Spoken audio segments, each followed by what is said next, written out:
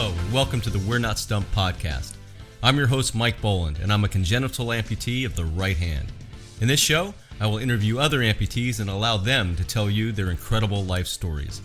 I'll also feature family members of amputees and others who support the amputee community, all in an effort to discuss the challenges and triumphs of those living with limb loss. So stick around and listen to inspirational stories and find out why we say, we're not stumped. Well, hello everyone, and welcome to the We're Not Stumped Podcast. I'm extremely happy to have as my guest in this episode, Mr. Gary Weiland. When you get to know Gary in this episode, I'm sure you'll realize a couple things. Number one, he doesn't take no for an answer. And number two, he doesn't let anything stop him. When you hear Gary tell his story, you'll realize Gary's on a very short list of people that have accomplished what he's accomplished. And when you put those two lists together, you'll find really only one name, and that's Mr. Gary Weiland. So Gary, thank you for being on the We're Not Stumped podcast today. Hey, thanks for having me. Appreciate it, Mike. Oh, my pleasure. You know, I always like to start the podcast with a in your own words segment. So Gary, I'll give it up to you and let you tell the Gary Weiland story. Perfect. All right. Well, where do I begin? I will Wherever say you'd like. that, right? I guess my story kind of started in 2011. I was 31 at the time, and I have a beautiful wife and 4 amazing kids. And, I was working in a large retail chain. I'll leave it at that. But I was making good money, but I was also away from my family a lot. And, I have certain gifts, I guess, talents, abilities that I was kind of, born with and kind of developed over the years. Like I'm 5'10", but I can dunk a basketball. Wow. And, halfway intelligent. I end up getting a bachelor's degree. So, things like that. And so here I found myself in the retail world. I thought, maybe I'm kind of squandering those gifts that I've been given. And it all culminated the day that my kids came to see me at work. And my oldest, he was, about 8 at the time. And he said, Daddy, when I grow up, I want to work here with you. And I thought, man, what am I doing? This is not the dream, right, for my kids. And so I kind of went back to the drawing board and talked to my wife. It's like, okay, what am I doing? What do we need to be doing as parents and as role models and really showing them? And so I kind of looked into the military, seemed like it would fit, but it just wasn't for me. And I looked into police, and, I really wanted to serve my community. I had this desire to serve others, but I wanted to support my family at the same time. And so I ended up seeing a fire truck drive by one day, and I thought, what do firefighters really do? And other than obviously fight fire, right? And so, I didn't grow up kind of wanting to be a firefighter, but that day that truck rolled by about the same time that my kids said, I want to work at this place when I get older. It was like, okay, let's look into that. And so I did. And I found out that they work car wrecks and of course they do fires, but they do car fires and grass fires. And we ride an ambulance. We help people when they're sick or injured and, dying, heart attack, stroke. So, it was going to be a challenge, mentally, intellectually, because there's a lot that you have to know in order to help save someone's life. And physically, it was going to be a challenge too, of course, putting on all the bunker gear weighs about 50 pounds and being able to climb ladders and drag people out and different things. So it was definitely a tough, job, if you will, but I just felt like I was called to it at that point in my life. And so I ended up quitting my job and put myself through fire academy and EMT school and got hired on down around Dallas. And so it's called Denton, Texas. And so that was 2011 and everything was going great. Love my job, love serving, support my family. And then in 2016, I had a partial knee replacement, just years of wear and tear on my leg and on my knee. And so I ended up having a partial knee replacement, had some complications from it. Everything kind of worked itself out, got back on the job, doing great. And then in 2018, it was actually Thanksgiving morning. We play the annual Turkey Bowl, right? Thanksgiving is all about football and turkey, and so we kind of combine the turkey with the Super Bowl and call it the Turkey Bowl. And so out there running around the football field, and I felt my knee start to swell up, and it was the same feeling that I'd gotten after my knee surgery in 2016, those complications. And so, it swelled up. This was the worst it's ever been, and it didn't stop swelling. And it was about the size of a bowling ball by the time it got done in just a few minutes. And I drug myself, kind of off the field a little bit. I was hoping that this would kind of go away, and it didn't. And so, it was horrible. I couldn't even get myself to my truck to take myself to the hospital. And I had to, my friends actually had to pick me up and carry me off the field, which is horrible. In front of my kids and everything. And here I am, this big bad firefighter. And yet I'm having to be carried off by my friends in front of my kids. And so it was humbling. It was horrible. It was painful. We got to the hospital, and immediately the doctors, knocked me out. So I'd lost feeling in my foot. So it was, the pain it was indescribable. And so, they made a decision to knock me out, which I was very grateful for. But unfortunately, it didn't end there, right? And so the doctor spent about 13 hours in the operating room trying to restore blood flow to my foot, and multiple grafts and everything you can possibly imagine. I have so many scars that I won't share with you today, but 13 hours is a long time to be in surgery. Yeah. And so ultimately the decision was made to amputate my leg. So, my world of dunking a basketball and climbing mountains with my kids and just getting outside and throwing a ball and swimming and all those things changed in an instant. Like my world literally got turned upside down. Yeah. Just like that. And so, here I am. I found myself in the hospital with one leg, all kinds of questions, thoughts, concerns going through my mind, sure. What the heck just happened? Yeah. How am I going to support my family? How am I going to work? I got 4 teenagers. They all like to eat. I don't know if you're, but yes. They like to live under a roof. And so all those things, and so all those crazy thoughts and concerns going through my mind. And I really felt like I was, Superman to my kids. And sure. And, my buddies, they all came to visit me and stuff. I work with about 200 firefighters. And wow. So, how many of those do you think came to see me that day? Yes. All of them, right? Yes. Yes. Surrounding cities, my chief, wow. It was, I had a lot of support, which was great.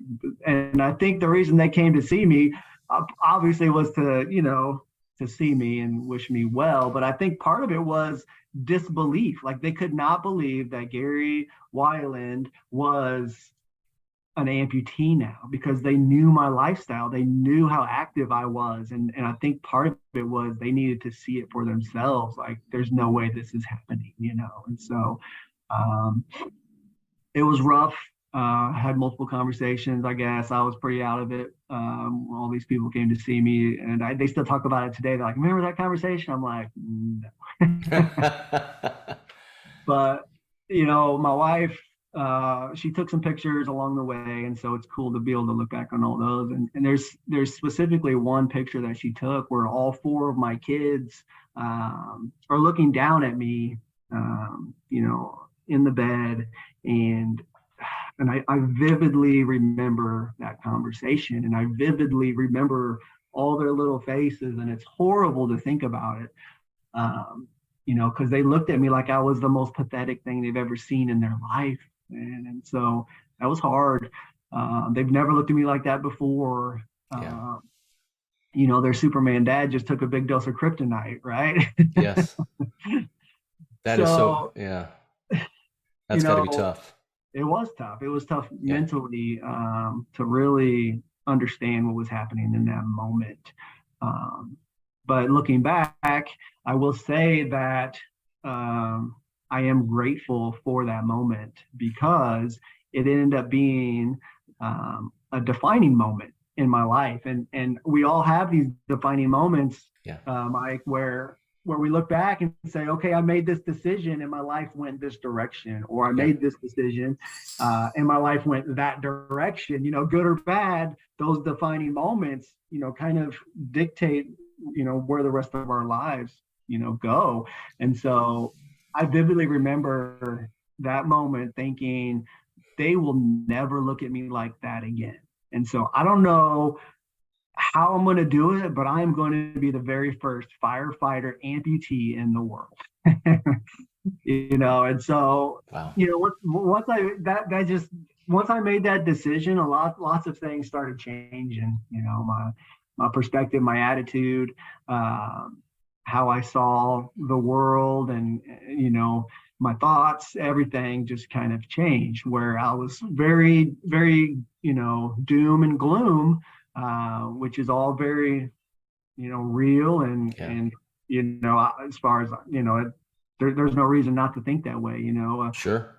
um, I've always taught my kids that everything happens for a reason. And so, who am I to go back on my own words here right now? Of course, the thought entered my mind, like, why did this happen to me? Why me? I think that I'm human and everyone kind of goes through that sometimes. Sure. But this was a situation where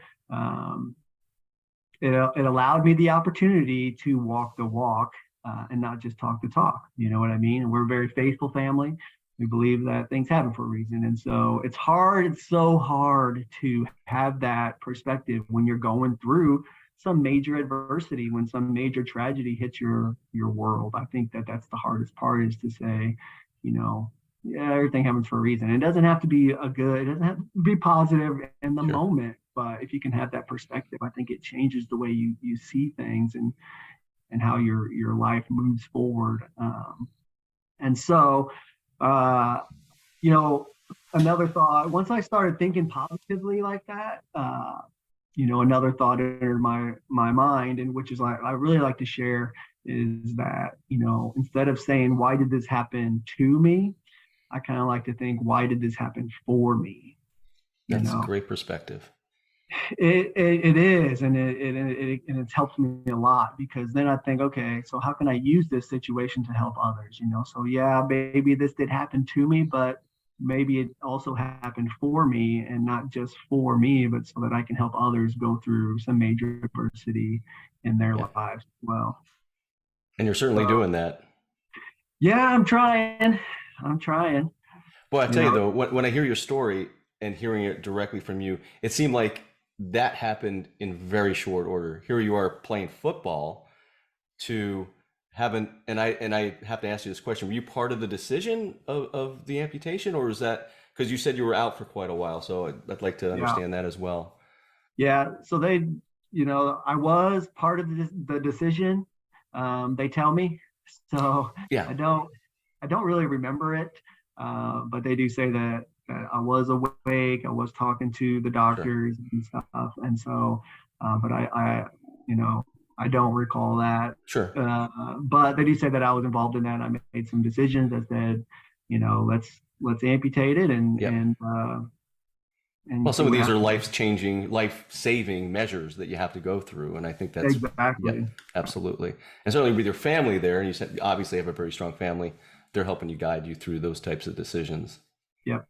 Yeah, absolutely. But you talked about being a firefighter, and you talked a little post-operation about whether you were going to still be able to do that, provide for your family in the way you were before. But I think one of the amazing parts of your story is that you are now, and I'd love to learn a little bit more about that. Yeah. So, once I made that decision that I was going to be the very first firefighter amputee in the world, like I said, my perspective changed, my attitude changed, and so I needed to get to work, right? Like, how do I do that? That's a big goal, and Yes. so there's a lot of little bitty goals that lead up to this monster goal. And so, fortunately, I had a huge support system. My family was all on board. My chief, my fire chief, he was on board. The city manager, the city council. Like, this was a decision that wasn't just mine. This was on up the chain. Everyone was kind of on board with it. I think that made the biggest difference in the world was having my support system, right? So, and that's something that I like to tell others is like, no matter what you're going through, like you're not the only one going through that. You have other people around you, so you need to find them, find your tribe that's going to support you in achieving your goal. And so they did. They came in and said, whatever we can do. And so yeah, I got my prosthetic leg, and those first steps were painful, physically painful, but mentally painful too. Like I said, I was literally just dunking a basketball, fighting fire, and now I have to learn how to walk again. Like, are you kidding me? Like it was definitely a mental struggle for a long time, and so. And the journey to get the prosthetic too, that's also a journey, because I think a lot of people are, if they're not an amputee, they're led to believe, oh, you get an amputation, tomorrow you get your prosthetic. That is a journey to make sure that it's something, specific for you and fits properly. That must have been, especially for what you're doing, that must have been a journey in itself. Yeah, it's a month long process. You spend hours and hours and hours in the office of your prosthetist, and they cast you, and then they send it, and then they make it, and then you get it back, and it's carbon fiber, but they have to shave it and work it and smooth it, because when you're walking is different from when you're sitting, and running is different. And so there's all kinds of time and effort that goes into building this so that you can do what you need to do with it. And like you said, I was trying to be a firefighter again, so there's a whole other level there too, that it's got to support and move and function and adapt and all these things. And so yeah, it was difficult for everyone involved to make this happen, and it was a super long process. Well, I say super long, and it was months in the making. Lots of PT, physical therapy, all that kind of stuff, training with my crews, and doing different things at the stations or at other gyms, that I learned how to do some adaptive workouts and exercises. And so it did happen relatively quick, and I'm grateful for that because of my mental state.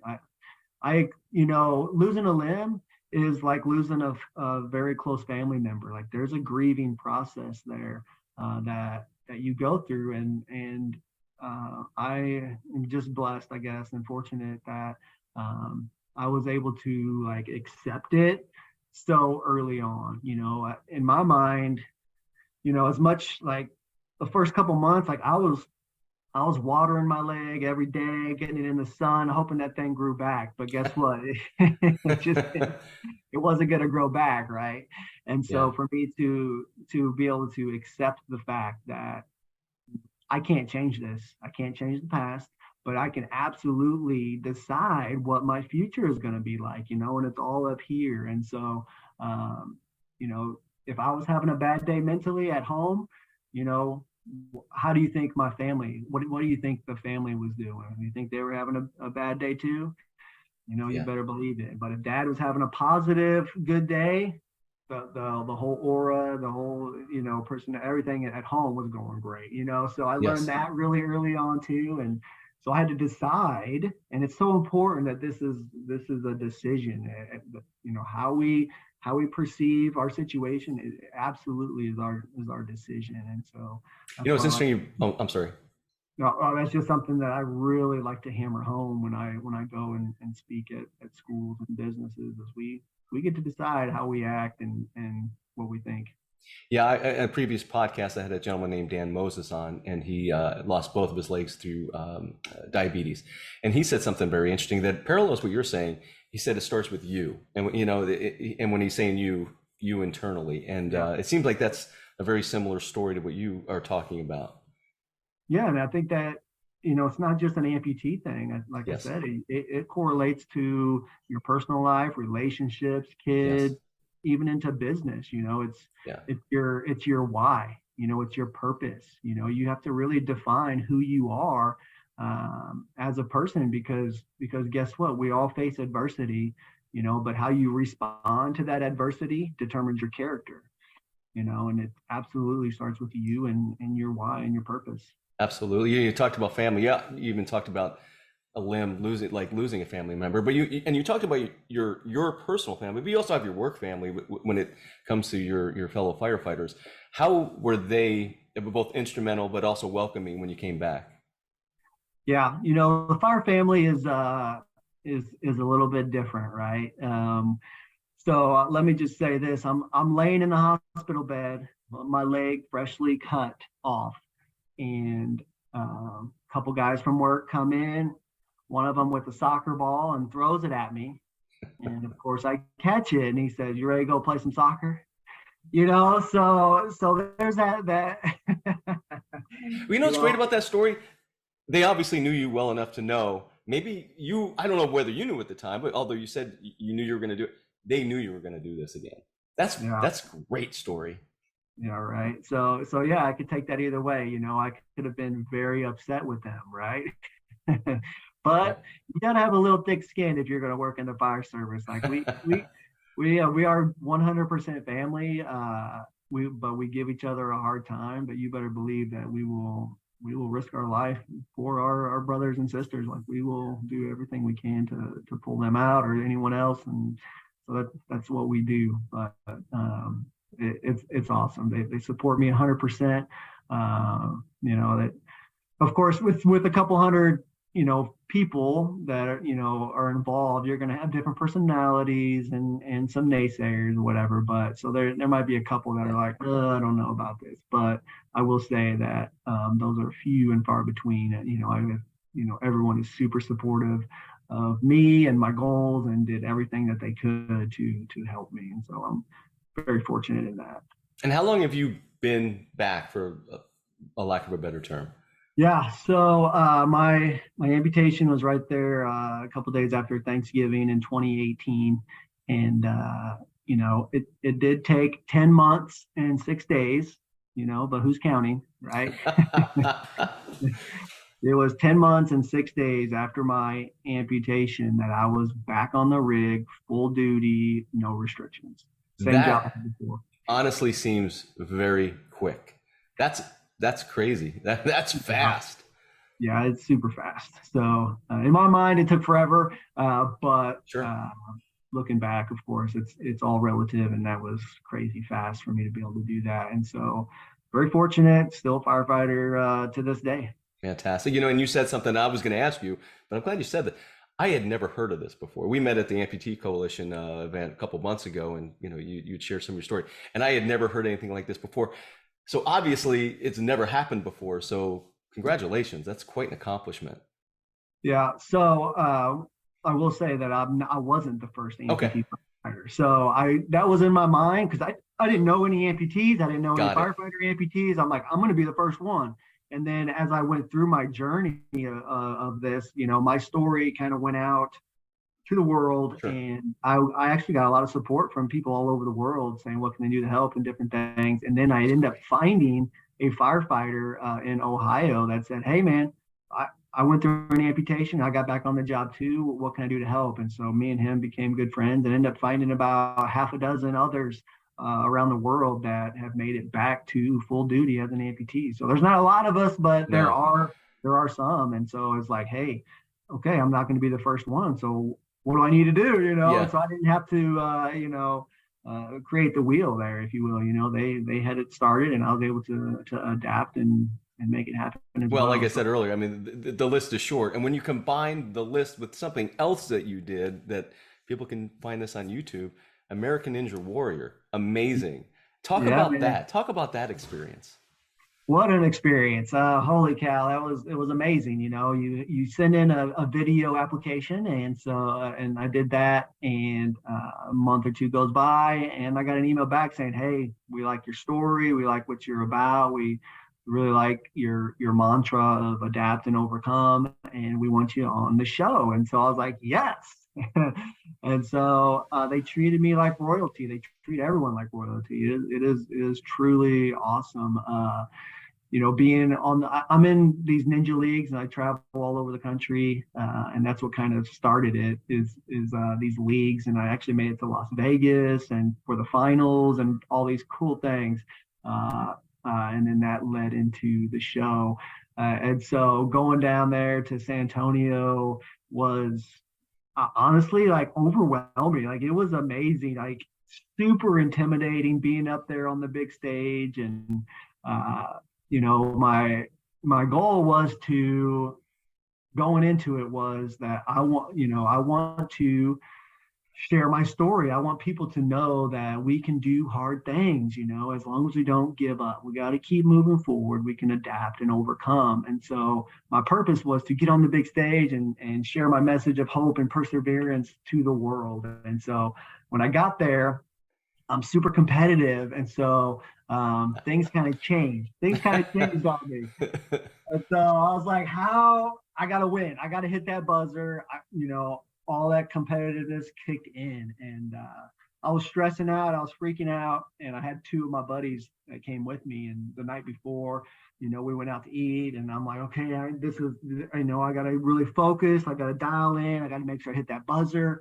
And I'm like freaking out, and my two buddies are like, hey, just calm down, chill out. And I was just like, no, what do you mean calm down, chill out? I got, I can't let down my friends. I can't let down my family or myself. Like I gotta do this, and I was in a state of mind that was a crazy state of mind, because my buddies were like, Gary, stop, calm down. And I was like, what are you talking about? And so they literally like smacked me upside my head. They're like, hey, why are you here? And I was like, to hit a buzzer. And they're like, why are you here? And I was like,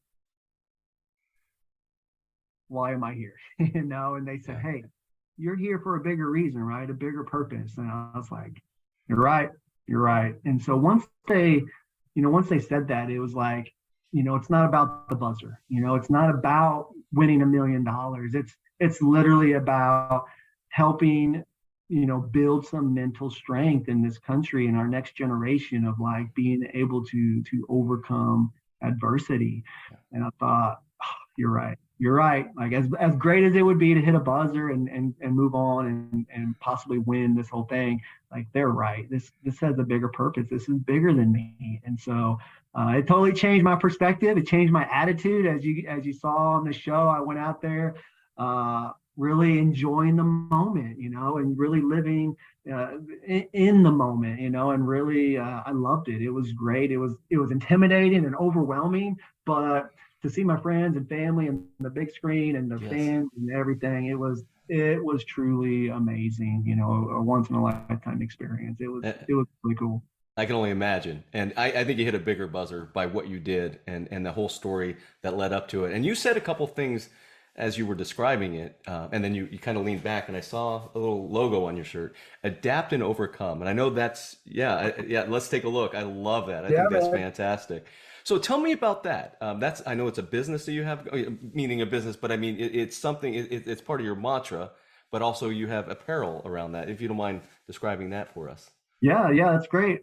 So during this whole process of getting back on the job, I had this motto, this mantra of mine that said that it was adapt and overcome. Like I can do this. I just have to kind of change the way that I fight fires. So if I'm on, a pitched roof, before, if I'm cutting a hole, it didn't matter which foot I had, below me. You just get up there, you get into a rhythm, and you just cut a hole and go. Well, now that I have this prosthetic leg, I have to kind of think just a little bit of like, okay, which foot do I want to support me and which foot do I need to kind of help balance? And so it changed the way that I fight fire. I can still do everything. I can still climb ladders. I still cut holes. I still drag people out of buildings. I just have to do it a little bit differently. I just have to adapt a little bit. But this has turned into I actually designed this logo. It's an That's AO, neat. and it's actually on one of my fire helmet. Look at that. But Oh, wow. That's fantastic. it's pretty Yes. cool, and Yes. AO, it stands for adapt and overcome, Yes. and this is something that I've been wearing. I designed, I put it on my shirt, and everywhere I go, I'm like, this is what I'm doing. I'm able to accomplish this. And then other people are like, hey man, I like that logo. Where can I get that shirt? And so this has kind of blown up a little bit, turned into my company now. And so now I have merchandise. I have hats and shirts, and it's all online, and um, people are wearing it, and they really really understand the purpose and meaning behind it, and they're getting on board to this mental this mental strength that I'm trying to build, and this movement of like, we can do hard things, whether it's COVID or death in the family, or like I said, if you change jobs and have to move, I think adults can relate. I think that kids can relate too.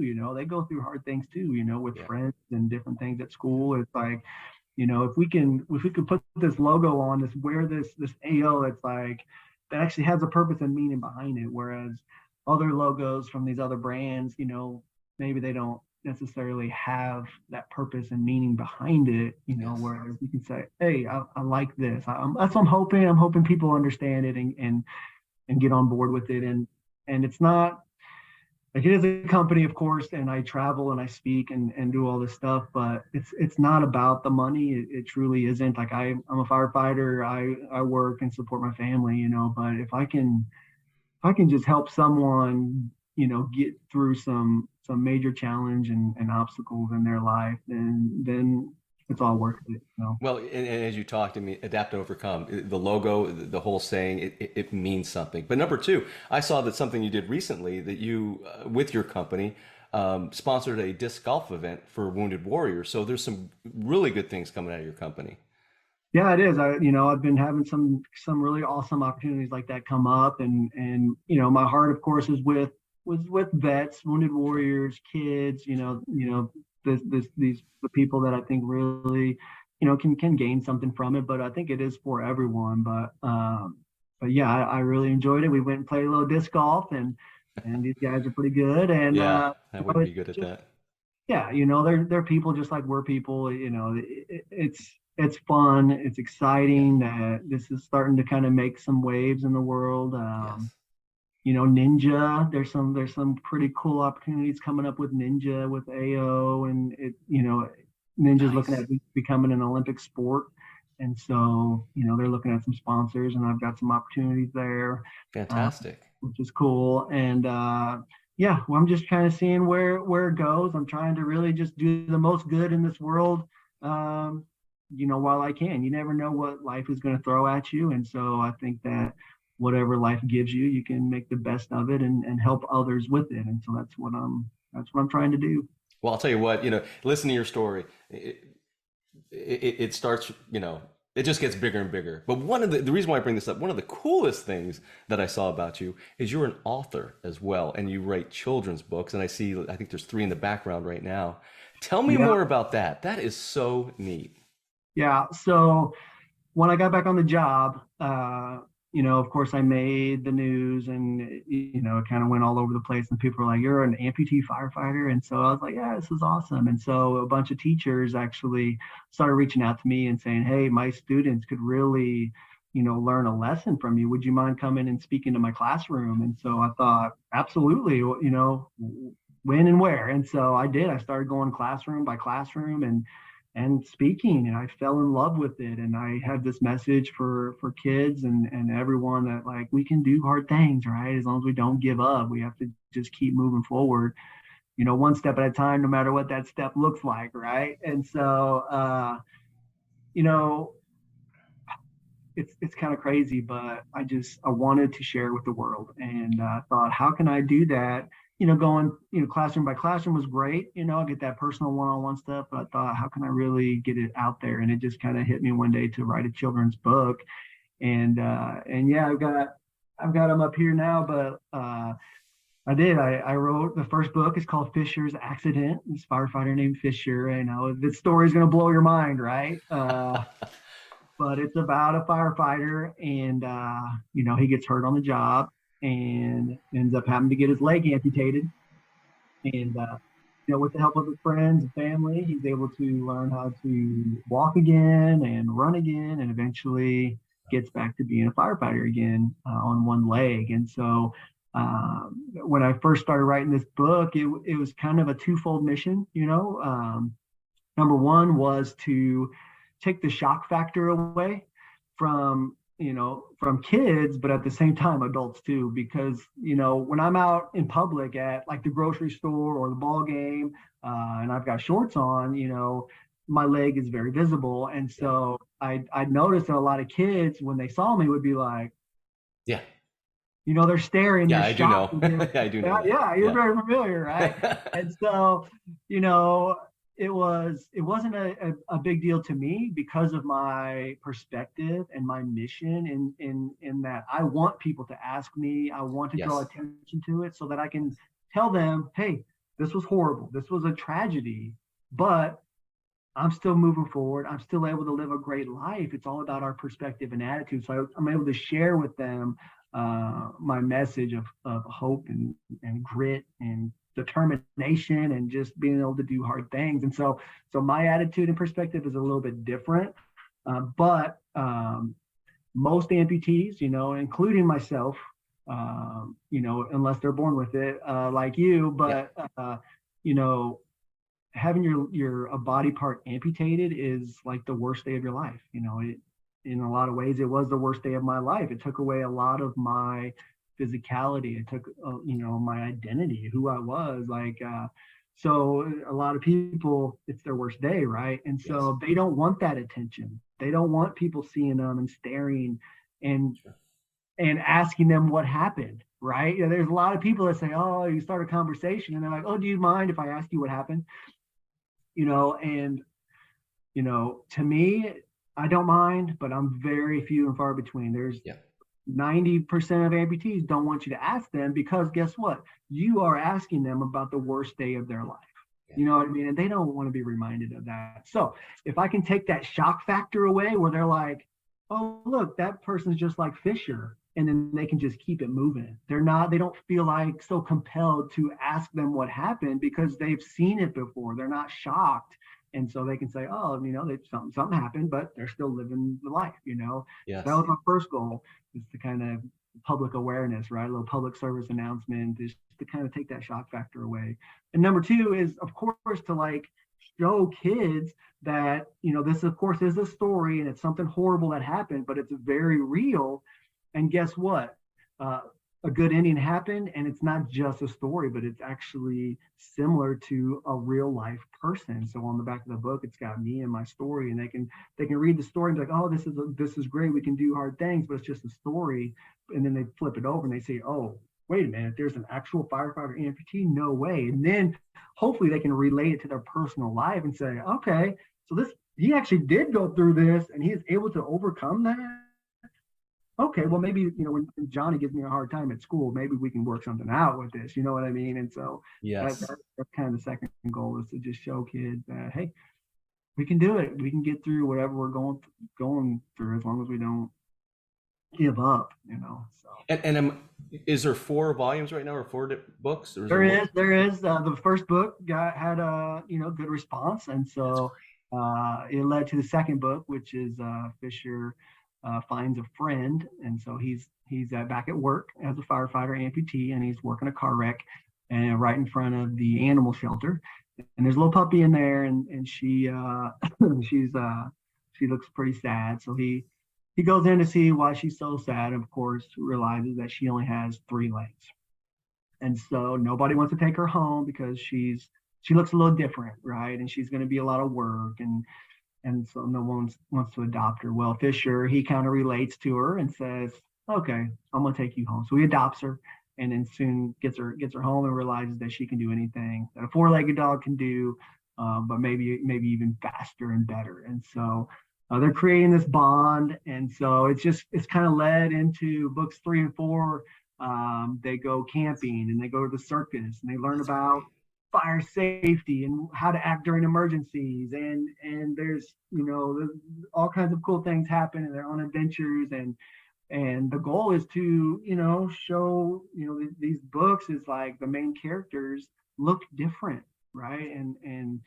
But I don't ever really address it. It's not something that I want to focus on. Like these books aren't just about amputees. These books are about real life people. Like it's about differences, our differences is what makes us human, right? And so I'm trying to normalize our differences so that when we see differences in the world, it's not so shocking. Like, oh yeah, we're all different, and we just keep it moving. So all different, but we could all treat each other with respect. Exactly. That's what I really like about your message. And those books are available on Amazon. I do know that.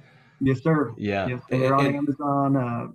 My personal website is GaryWeiland.com. Yes. And so right there you can book me. I speak all over the country. I do schools. I do business conferences. You name it. I can share my story, but I can also tell you, how I was able to adapt and overcome, and how you can relate that to any aspect of your life. So GaryWeiland.com, you can book me to speak. My books are on there. It's a link to Amazon, all of my merchandise. There's a link. You can get your gear. So there's a lot of links to all my social media, Facebook and YouTube channel and Instagram, all that kind of stuff. Yeah, and it's great. Your website, your social media, all that. It's fantastic because it really ties everything together. It shows you have a lot of videos out there, which I really enjoy watching. Whether it be your workouts, your 10-day challenge that you just did. You want to speak to that?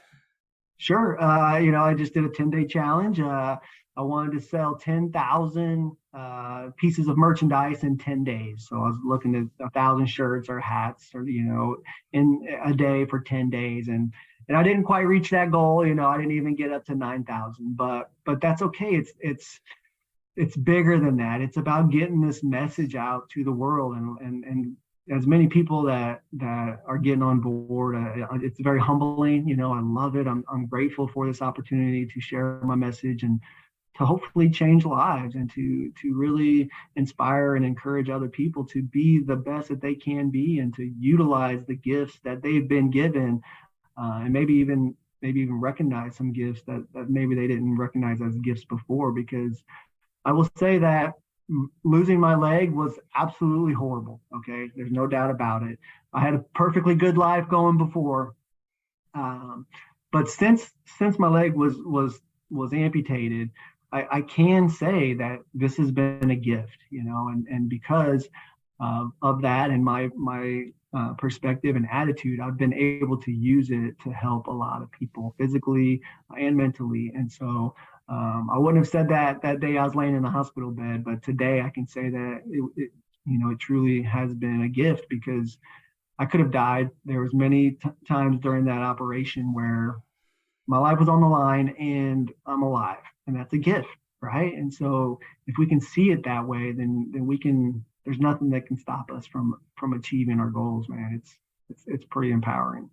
It's great. I know you're just coming in when you talk about your speaking. You're just coming in from Illinois, and thank you so much for taking the time to talk to me, because your message is so much about what you're able to do afterwards. And there's people that are listening that are on either side of what they're going through, and you're certainly a story that talks about the art of the possible. And I'm honored, and I can't tell you how much I appreciate you taking the time out of your day and what you do with all the stuff you got going to sit down and talk to me on this podcast. I'm busy. I appreciate the opportunity. I appreciate the opportunity to get that message out there. So whatever I can do to help, for sure.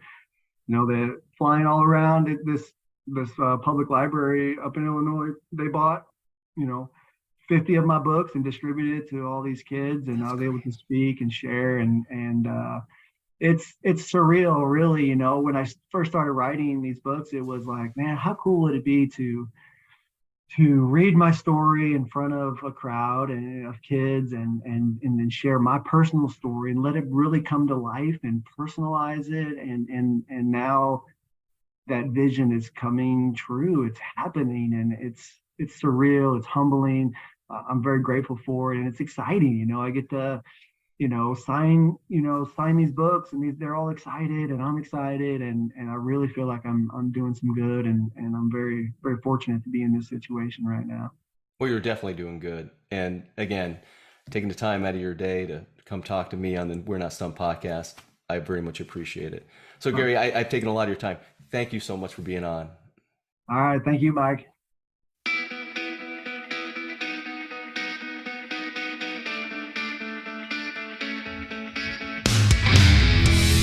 That was the We're Not Stumped podcast, hosted by Mike Boland. If you want to be a guest on the program, reach out to Mike at his email address, mike@mikeboland.com. This podcast is produced by One Hand Man Productions. If you are looking to start your podcast, go to onehandmanproductions.com.